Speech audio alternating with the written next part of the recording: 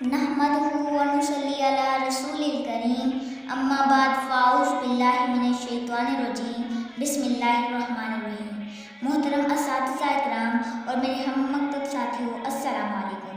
आज मुझे जिस मौजू पर लब कुशाई करने का मौका मिला है उसका उन्वान है यौम इकबाल। प्यारे दोस्तों, हर साल 9 नवंबर को पूरे पाकिस्तान में शायर मशरिक़ अल्लामा मोहम्मद इकबाल का यौम पैदाइश यौम इकबाल के तौर पर मनाया जाता है। अल्लामा इकबाल ने अपनी शायरी के ज़रिए मुसलमानों को जगाया।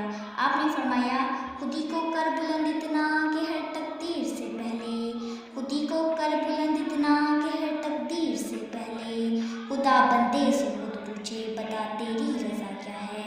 अल्लामा इकबाल ने नौजवानों को पढ़ने की ताकीद की।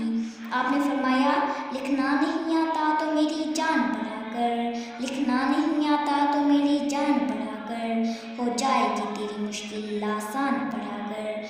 पढ़ने के लिए अगर तुझे कुछ ना मिले तो चेहरों पे लिखे दर्द के उन्वान पढ़ा कर, लारैब तेरी रूह को तस्कीन मिलेगी, तू कुर्ब के लम्हात में कुरान पढ़ा कर।